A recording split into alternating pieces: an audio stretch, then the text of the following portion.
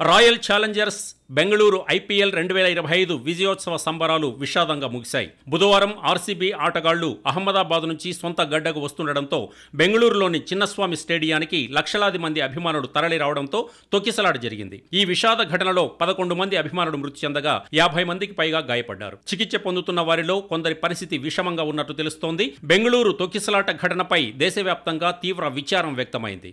ఇక చిన్నస్వామి స్టేడియం తొక్కిసలాట ఘటనపై కర్ణాటక రాష్ట్ర క్రికెట్ సంఘం సంతాపం వ్యక్తం చేసింది. ప్రాణాలు కోల్పోయిన వారి కుటుంబాలకు 5 లక్షల రూపాయల ఎక్స్గ్రేషియా ప్రకటించింది. అలానే మృతుల కుటుంబాలకు కర్ణాటక సీఎం సిద్ధరామయ్య 10 లక్షల రూపాయల ఎక్స్గ్రేషియా ప్రకటించారు.